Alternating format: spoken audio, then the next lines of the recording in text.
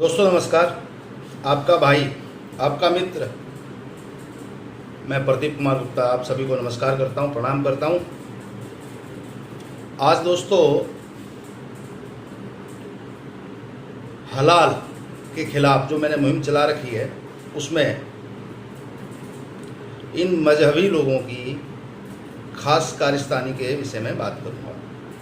लेकिन दोस्तों उससे पहले मैं इनके कुछ नियम कानून आप लोगों को आगे बताना चाहता हूँ। इसको समझिएगा दोस्तों। इस्लाम में 5 फर्ज बताए गए हैं इनके पैगंबर मोहम्मद साहब के द्वारा। 5 फर्ज, जिसमें नमाज कायम करना नंबर 1, मतलब 5 टाइम की नमाज पढ़ना। दूसरा ज़कात, ज़कात का मतलब दान करना। और रमज़ान में रोज़े रखना। इसके अलावा दोस्तों हज करना। हर एक मुस्लिम के लिए यह फ़र्ज है कि वो अपने जीवन में कम से कम एक बार मक्का जाए, हज करके आए। और दोस्तों 5वां सबसे आखिरी जो फ़र्ज है वो है कलमा पढ़ना। मतलब कि अल्लाह के सिवाय दूसरा कोई और पैगंबर के सिवाय कोई भी दूसरा कोई भी पूजनीय नहीं है। सिर्फ अल्लाह, पैगंबर। अल्लाह और पैगंबर के अलावा हम किसी के आगे भी सजदा नहीं करेंगे। सिर्फ हमारे यही 2 लोग हैं, अल्लाह जिसको खुदा भी बोलते हैं और पैगंबर मोहम्मद साहब। अब दोस्तों इसमें से जो हमारे मतलब का मुद्दा है वो है ज़कात। दोस्तों इनके इस्लामी शरिया नियम, कानून, तौर तरीके 1400 साल पुराने अरबी कबीले के कानून के मुताबिक, मैं ये बात ज़रूर बोलता हूँ क्योंकि इस्लाम का जन्म वहीं से हुआ है। इस्लाम के संस्थापक मोहम्मद साहब का भी जन्म वहीं पे हुआ। उन्होंने वहीं पे ये किया, इस्लाम को पनपाया, इस्लाम की स्थापना की। वो इस्लाम के संस्थापक हैं। अब दोस्तों मुद्दा है ज़कात, मतलब दान करना मुस्लिमों के द्वारा। लेकिन यहाँ पे एक सच्चाई बताता हूँ जो बड़ी कड़वी है। सिर्फ मुस्लिमों के लिए दान करना, किसी और के लिए नहीं। इस बात को भी समझ लीजिएगा। बहुत से मुल्ला मौलवी आलिम इस्लामिक स्कॉलर आके टीवी डिबेट में, अखबार में, रेडियो में, अलग अलग मीडिया प्लेटफॉर्म पे, फेसबुक, इंस्टाग्राम वगैरह पे बोलते हैं कि हमारे दीन में कहा गया है अगर पड़ोसी भूखा है तो पहले पड़ोसी को खिलाओ। आप इनसे पूछिए कि वो पड़ोसी काफिर हो तो भी, तो इनका मुंह बंद हो जाएगा। इस बात को समझिए। तो दोस्तों इनके यहाँ जो ज़कात, क्योंकि ज़कात हलाल से संबंधित है, मैं ये अभी आपको साबित करके दूंगा सबूत के साथ। दोस्तों ज़कात, इनके यहाँ एक नियम है कि कोई भी मुसलमान 2.5% अपनी कमाई का ज़कात देगा। इसलिए इनकी ज़कात फाउंडेशन भी बनी हुई है। मतलब इनके ज़कात फाउंडेशन के नाम से अलग अलग ट्रस्ट, NGO भी काम करते हैं, जो कि उस ज़कात के पैसे, यानी उस आम मुसलमानों से दान का पैसा लेके उसको मदरसा शिक्षा में, हज यात्रा में, गरीब मुसलमानों की लड़कियों की, बहन बेटियों की शादी ब्याह में, यानी ले दे के सिर्फ और सिर्फ मुसलमानों का पैसा मुसलमानों के ऊपर ही खर्च। और ये बात तो मैं पहले ही कह चुका हूँ कि इनकी किसी भी किताब में कोई भी देश प्रेम, राष्ट्र नियम है ही नहीं। मैं पहले भी कई वीडियो में ये बात आप लोगों को आगे कह चुका हूँ। इनके यहाँ सिर्फ और सिर्फ एक नियम है, इस्लाम। जो इस्लाम का वो इनके यहाँ देश प्रेम, राष्ट्र, नेशन जैसी कोई थ्योरी, इनके धार्मिक बोलना फिजूल की बात है, इनके मजहबी नियम कानून में है ही नहीं। अब दोस्तों ज़कात को हलाल के साथ कैसे जोड़ा जाएगा मैं बताता हूँ आपको।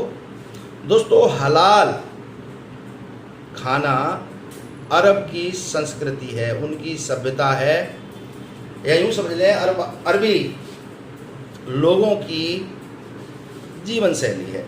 और वो जीवन शैली बनी भी कैसी है, मैं यहाँ पे आपको ये बात भी साबित कर दूँ। दोस्तों, अरब में आप सभी जानते होंगे कि वहाँ पे पानी की बहुत ज़्यादा कमी है। अब क्योंकि बहुत सारी टेक्निक आ चुकी हैं समाज में, उन टेक्निक से समंदर के खारे पानी को भी मीठे पानी में बदला जा सकता है, पीने योग्य बनाया जा सकता है, इस्तेमाल किया जा सकता है। लेकिन पुराने समय में उनके यहाँ ऐसा कोई माहौल नहीं था, तो वो लोग जानवर को हलाल करते थे। हलाल का मतलब है किसी भी जानवर को धीरे धीरे रेतना, उसकी गर्दन को नीचे की तरफ से यहाँ से, और उस जानवर को तब तक तड़पने देना, पूरी तरह ना मारना, मतलब कि उसकी स्पाइनल कॉर्ड जो कि उसके मस्तिष्क, उसके दिमाग, उसके सिर को बॉडी के साथ जोड़ती है, जब तक उसके जिस्म का सारा खून ना निकल जाए। क्योंकि उस समय उनके पास पानी की कमी होती थी और वो लोग खून पी के अपनी प्यास बुझाते थे, और जो मांस होता था उसको पका के या कच्चा, जो भी उनके उस समय हालात थे, इस्तेमाल करते थे। तो दोस्तों, यहाँ पे इस हलाल को इन इस्लामी मौलानाओं ने, स्कॉलर ने, इनके आलिम में, इन्होंने इसे मजहबी रूप दिया। और ये लोग 1400 साल से अभी तक, आज तक 2020 चल रहा है, किसी भी जानवर के साथ इसी तरीके से, बहुत बुरी तरीके से, बहुत बेतहाशा तरीके से जानवर तड़पता है। छोटा जानवर 10-5 मिनट में मर जाता है, लेकिन बड़ा जानवर मरने में भी, क्योंकि उसको सर पूरा नहीं उड़ाया जाता, जबकि हिंदू धर्म और सिखिज्म के अनुसार जानवर को एक झटके में उड़ा दिया जाता है, जिस वजह से जानवर को दर्द का एहसास ना हो। उसका दिमाग ही दर्द सहन करता है, महसूस करता है, माफ़ करना। और दिमाग का संबंध जब पूरी बॉडी से अलग हो जाएगा तो दिमाग के सोचने समझने की ताकत नष्ट हो जाएगी। जानवर एकदम एक झटके के साथ मृत्यु को प्राप्त होगा और जानवर तड़पेगा नहीं, बेशक उसका जिस्म फड़कता रहे, क्योंकि थोड़ी बहुत तो गर्मी होती है। तो दोस्तों, यहाँ पे ये लोग एक जानवर को धीरे धीरे किस प्रकार से रेतते हैं, चलो वो भी उनका मजहबी मामला है, हम नहीं कहते, लेकिन जानवरों के साथ जो अत्याचार हो रहा है, इस विषय पे नेशनल इंटरनेशनल लेवल पे बहुत सारे ट्रस्ट, NGO, पेटा वगैरह काम कर रहे हैं। हमारे हिंदुस्तान में श्रीमती मेनका गांधी भी काम कर रही हैं, पीपल फॉर एनिमल के नाम से उनकी भी एक संस्था है। इन लोगों की कभी आवाज़ सुनाई नहीं देती, पता नहीं क्यों मुसलमानों के नाम से सबको सांप सूंघ जाते हैं, और अगर हिंदू कोई ऐसा गलत काम करते हैं तो ये लोग बड़े सर पे चढ़ के आ जाते हैं, FIR करवा दी जाती हैं। चलो फिर भी हम छोड़ देते हैं, परमात्मा की मर्जी, ईश्वर की मर्जी, या कह लें उनके अल्लाह की मर्जी की जानवरों के साथ इतनी बहसियत देखना चाहता होगा भाई उनका अल्लाह, हमें कोई मतलब नहीं है, उसको भी छोड़ दीजिए। अब दोस्तों, सबसे बड़ी बात है, ये मांस तक तो ठीक था, लेकिन अब ये उतर के आ गए दाल, चावल, आटा। बात को समझिए, टूथपेस्ट, सैनिटाइजर, आजकल कोविड-19 बीमारी चल रही है, कोरोना, आप सभी जानते हैं, मास्क तक हलाल सर्टिफाइड आ गई। देखिए इन मक्कार लोगों की जहालत, ये हकीकत में चालाकियां हैं, छल भरे हुए हराम का पैसा कमाने का तरीका। अब दोस्तों, सिंपल सी बात है, आप सभी भी साधारण, बिल्कुल दिमाग लगाए बिना मानसिक तौर पे आसानी से सोच सकते हैं कि कुदरत ने दाल, चावल जैसे सामान जो धरती माता की कोख से पैदा हुए, या वृक्षों पे लगे हुए फल फ्रूट, आम, केला वगैरह, ये हमें कुदरत दे रही है, ये तो जायज़ ही होंगे, नाजायज़ हो ही नहीं सकते। इन पे भी हलाल सर्टिफिकेट के नाम पे इन लोगों ने गोरख धंधा चलाया हुआ है। और सारी दुनिया जहां में, मैं पहले भी कह चुका हूँ, $5 ट्रिलियन से भी ज़्यादा की इकोनॉमी है जो ये इस्लामिक NGO और ट्रस्ट हम लोगों से लेते हैं। इसके अलावा हिंदुस्तान में भी एक अनुमान के मुताबिक 3 लाख करोड़ रुपया प्रति वर्ष ये लोग हलाल सर्टिफिकेट के नाम से हमारे देश की अलग अलग नेशनल, इंटरनेशनल या छोटे लेवल की, छोटे तबके की कंपनियों से, फैक्ट्रियों से ये लोग कमा रहे हैं बिना कुछ करे धरे। और उसके बदले में ये लोग अपने लोगों को नौकरी, जॉब भी वहाँ पे लगवाते हैं, चाहे वो मदरसा छापियों, चाहे किसी लायक वो हों या ना हो। चलो इस बात को भी हम एक तरफ रख देते हैं। अब दोस्तों, सबसे बड़ी बात है कि जो हलाल पे ये लोग पैसा लेते हैं, इसको समझिए, वो ज़कात के नाम से लिया जाता है, दीन के नाम से लिया जाता है, इस्लाम के नाम से लिया जाता है। इस बात को समझिएगा, क्योंकि इनके यहाँ ज़कात का जो नियम है 2.5% का, तो दोस्तों उस अनुसार ये हलाल का पैसा पहले तो मैं ये बता दूं, किसी भी व्यक्ति से धर्म के नाम पे लिया गया पैसा हमारे संविधान की धारा मतलब आर्टिकल 27 का उल्लंघन है। आप लोग आवाज़ उठाइए। आर्टिकल 27 के अनुसार किसी भी व्यक्ति से आप धर्म के मामले में पैसा नहीं ले सकते, किसी के पैसे पे डाका नहीं डाल सकते।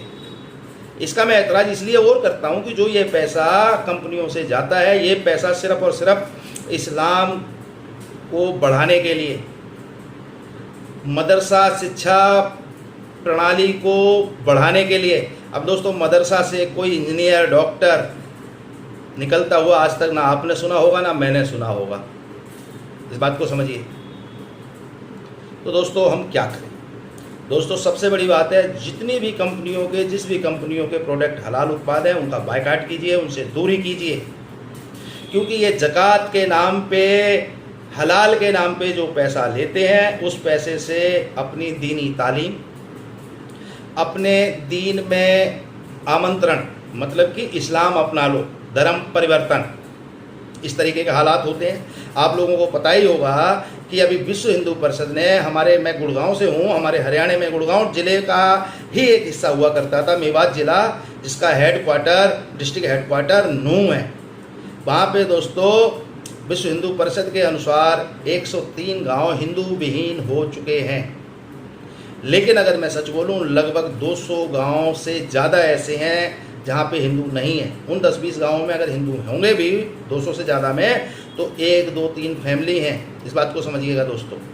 और वो भी ऐसे रहते हैं जैसे दांतों के बीच में जीभ, मगरमच्छ के भरे तालाब में जैसे बकरा, डर के। क्योंकि इनके यहाँ तो इनके सिर्फ भाई कौन है? जो इस्लाम को अपनाते हैं, मुसलमान। इस तरीके से। अब दोस्तों, एक और इस हलाल के मैटर पे थोड़ा सा आगे चलूँगा, इस बात को समझिएगा।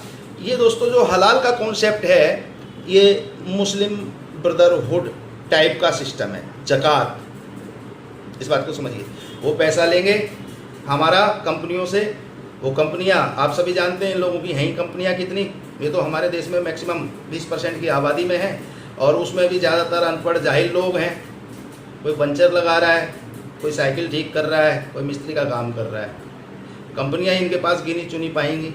सारी कंपनियां नेशनल, इंटरनेशनल, या तो अंग्रेज़ों की हैं, यहूदियों की हैं, हिंदुओं की हैं, सरदारों की हैं, जैनियों की हैं। बात को समझिएगा। यानी हमारे पैसे पे डाका।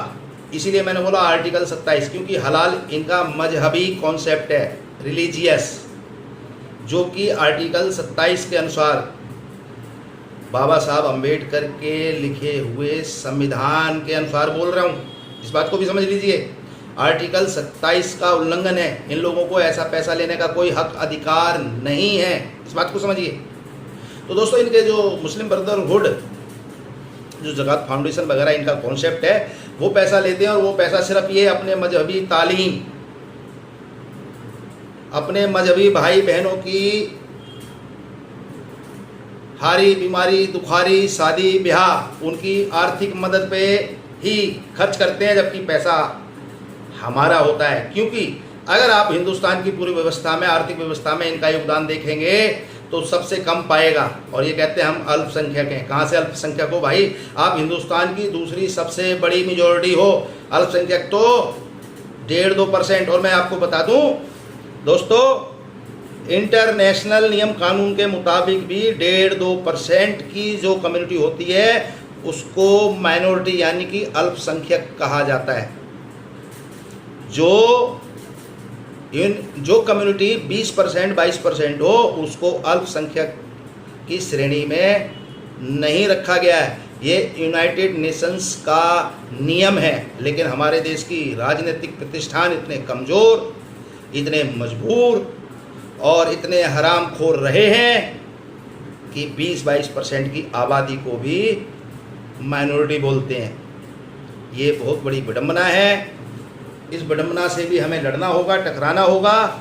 अब दोस्तों, हलाल का जो पैसा ये लोग हमसे लेते हैं 2.5%, ज़कात के नाम पे भैया इनका नियम कानून है, हमारे ऊपर क्यों लागू होता है? हमारी कंपनियों से क्यों लिया जाता है पैसा?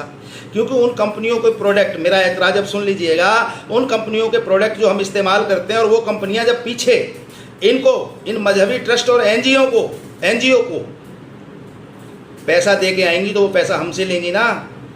कंपनियां धंधे के लिए आती हैं, व्यापार के लिए आती हैं, मोटी कमाई मुनाफे के लिए आती हैं। जो पैसा वो वहाँ पे देंगे वो पैसा भी ग्राहक की जेब से जाएगा, यानी कि आखिर में हर व्यक्ति की जेब से ज़कात के नाम पे, मजहब के नाम पे जो पैसा लिया जा रहा है उस पैसे का इस्तेमाल ये लोग करने के हकदार कैसे हो गए?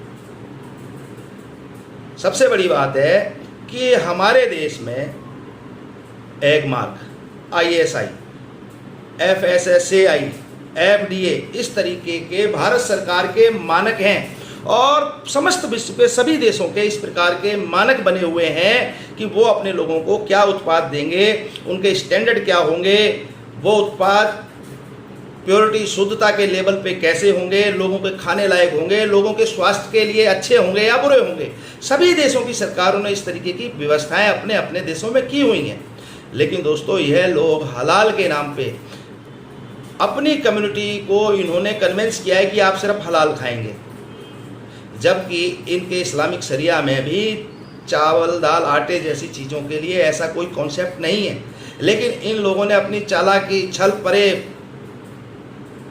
को आगे करके समस्त विश्व की अर्थव्यवस्था पे कब्जा करने की नियत। अब मैं आपको यहाँ एक और बात कहता हूँ, आप लोग ये बात सुन के हिल जाएंगे। दोस्तों, यूरोप का एक इनका मुफ्ती इनका इस्लामिक नेता होता है जो तकरीर करता है, उसने अभी कुछ साल पहले एक शब्द का इस्तेमाल किया था कि जब हम हलाल के मार्फत सारी दुनिया को अपने हरे झंडे के नीचे ला रहे हैं तो ये सीरिया में, अफ़गानिस्तान में, इराक में, मिस्र में, नाइजीरिया में, युगांडा में मुसलमान क्यों बंदूक लेके लड़ रहे हैं? मार काट करने की कोई ज़रूरत नहीं है। हम सारी दुनिया को हलाल के मार्फत ही अपने इस्लामी हरे झंडे के नीचे ले आएंगे। इनकी सोच देखिए, इनके नैरेटिव देखिए, इनकी क्रोनोलॉजी को समझिए। अब दोस्तों, यहाँ पे मैं कुछ और बात आप लोगों के आगे रखना चाहूँगा कि दोस्तों, हलाल का एक बड़ा हिस्सा ज़कात के नाम पर इन लोगों के काम आता है। इस बात को दोबारा गौर से समझ लीजिए, जबकि वो जाता हमारी जेबों से है, वो पैसा हमारा होता है, उस पैसे पे इनका हक नहीं। दूसरी बात, इनकी समानांतर अर्थव्यवस्था हमारे देश में खड़ी कर दी गई है। सरकार क्या कर रही है? सरकार के खिलाफ बोलिए, सरकार पे दबाव बनाइए। पब्लिक डिबेट में जो मुद्दा आता है सरकार उस पर संज्ञान जरूर लेती है। दोस्तों, ये एक सच्चाई है, जो भी मुद्दा पब्लिक, क्योंकि सरकार पब्लिक बनाती है। हम जब वोट देते हैं तब सरकारें बनती हैं, नहीं तो सरकार कैसे बनेगी? क्योंकि हम लोकतंत्र में रहते हैं। हमारे यहाँ कोई शरिया, इस्लामिक नियम कानून तलवार के दम पे बनने वाली सरकार नहीं है। हम एक लोकतांत्रिक देश है, तो हमारे यहाँ वोटिंग होती है। आप अपने जिस पार्टी के भी उम्मीदवार को वोट देते हैं उससे पूछिए कि वो इस समानांतर अर्थव्यवस्था के खिलाफ क्या करेगा, संसद में जाके क्या बयान देगा और विधानसभा में जाके इसको रोकने के लिए क्या करेगा। इस तरीके से हम इन व्यवस्थाओं को रोक सकते हैं। नहीं तो दोस्तों, एक दिन दोबारा, क्योंकि यह लोग जिनके नैरेटिव इतने खतरनाक हैं वो दोबारा से 1947 में हमारे को ले जाएंगे। और 1947 में क्या हुआ है आप सभी जानते हैं, हमारे देश के 3 टुकड़े हुए हैं। क्योंकि दोस्तों, हमारे पैसे का इस्तेमाल मुझे पूरा शक है, मुझे पूरा का पूरा 100% शक है कि हमारा दिया हुआ लगभग 3 लाख करोड़ रुपया हर साल यह लोग कहीं ना कहीं हमारे खिलाफ ही इस्तेमाल करते हैं। क्योंकि इनके यहाँ तो दीन के मजहब की दावत देने का नियम है, यानी कि इस्लाम अपनाइए। इस बात को समझिए दोस्तों। ऐसी कौम जो सिर्फ और सिर्फ मुसलमानों को ही भाई मानती हो, सिर्फ और सिर्फ मुसलमानों को ही सहायता करती हो, उस कौम पे कितना भरोसा किया जा सकता है? मेरी इस बात पे बहुत से सेकुलर ब्रांड के जो लोग होते हैं उन लोगों को ऐतराज हो सकता है, लेकिन दोस्तों बिल्ली को देख के कबूतर कब तक आंख बंद करके बैठा रहेगा? इस बात को समझिए।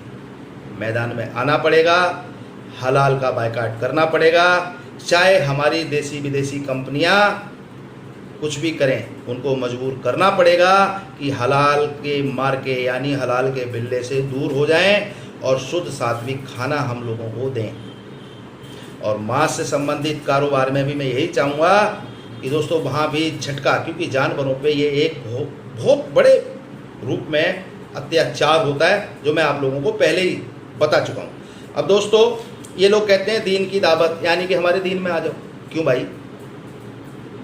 और ये तो वैसे ही कहते हैं अल्लाह और पैगंबर के अलावा कोई ऐसा है ही नहीं जिसके आगे हम सजदा करें। आप देखिए, आप देखते होंगे जब हमारा राष्ट्रीय गीत, राष्ट्रीय गान जनगण मन अधिनायक बजता है तो ये लोग खड़े नहीं होते। जब वंदे मातरम राष्ट्रीय गीत की बात आती है तो ये लोग वो गा के राजी नहीं है कि इसमें तो धरती माता की वंदना की गई है।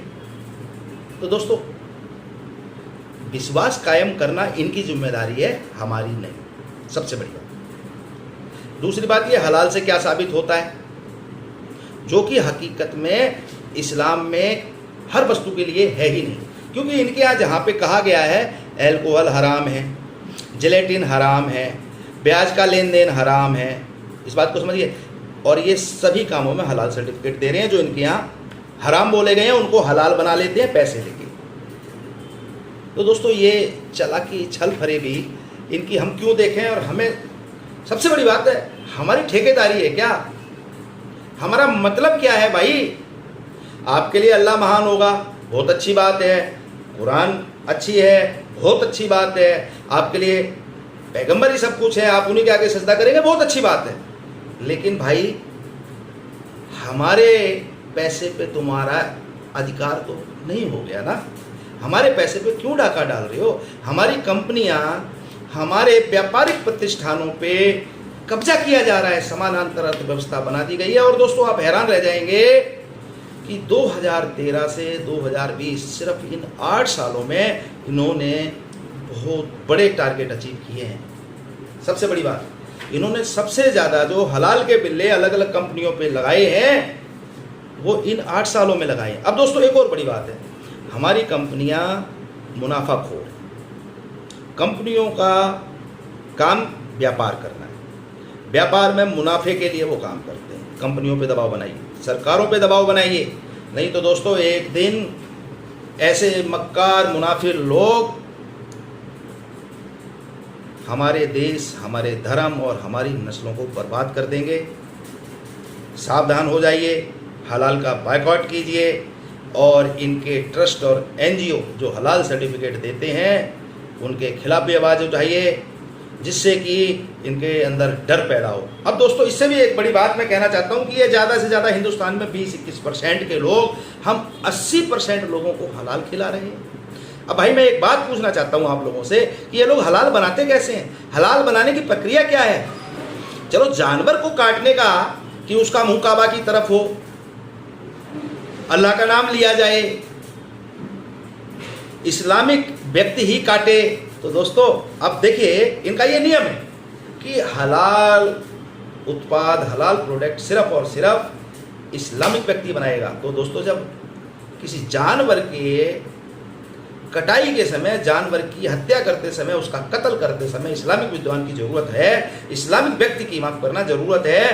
तो दोस्तों हलाल उत्पाद बनाने में भी इस्लामी व्यक्ति की, मुसलमान व्यक्ति की ज़रूरत है। अब दोस्तों मैं एक बात पे यहाँ आ जाता हूँ, हम हिंदू अपने घरों में पूजा पाठ, श्राद्ध, बुजुर्गों के नाम पे जो भी कुछ करते हैं उसमें दाल चावल आटा घी तेल सब चीज़ें, और सब हलाल सर्टिफाइड। अगर मैं आपको बोलूँ हिंदुस्तान की जितनी भी बड़ी कंपनियां हैं सब हलाल सर्टिफाइड हैं। हल्दीराम, बीकाजी भुजिया, बीकानेर वाला, बहुत से चावल के ब्रांड। आप लोग हैरान हो जाएंगे, मैदा आटा तक हलाल ब्रांड उपलब्ध है। और दूसरी बड़ी बात दोस्तों, कंपनियों की चालाकियां, क्योंकि कंपनी तो मुनाफाखोर है, कंपनी भी चालाकियां इनके साथ मिलजुल के करती है। कंपनी अपने उत्पादों पे ज़्यादातर पे लिखती नहीं है कि हम हलाल बनाते हैं, लेकिन कुछ कंपनियों ने अपनी वेबसाइट के ऊपर क्लियर लिखा हुआ है कि हमारे पास हलाल सर्टिफिकेट फलाने एनजीओ या ट्रस्ट से है, जैसे जमीयत उलेमा हिंद, जमीयत उलेमा महाराष्ट्र या हलाल इंडिया आदि, या हलाल काउंसिल, हलाल कमेटी वगैरह, यहाँ भी उन्होंने लिखे हुए हैं। लेकिन अपने उत्पादों पे बहुत सी कंपनियाँ ऐसी चीज़ें नहीं लिख रही हैं, यानी हमें मूर्ख बनाया जा रहा है। और दोस्तों, जो हमारे घरों में होने वाली पूजा पद्धति, तौर तरीके, ब्राह्मण भोजन, श्राद्ध कर्म वगैरह में जो लोग हम खाना पीना का भगवान को, देवी देवताओं को या ब्राह्मणों को जो देते हैं, दान करते हैं, भोग लगाते हैं, वो पहले ही हलाल सर्टिफाइड होता है। यानी कि अगर मैं अपने धर्म के अनुसार कहूँ तो हमारा धर्म पूजन में ये सारे सामान, चावल, दूध, आटा, आप देखेंगे इस्तेमाल होता है, घी, तेल, तो पहले से ही वो हलाल सर्टिफाइड है। तो हमारी पूजा पद्धति वहाँ पे बाधित होती है, हमारी पूजा खराब होती है, हमारे सनातन धर्म पे ये कलंक है हलाल। इसलिए दोस्तों आवाज़ उठाइए,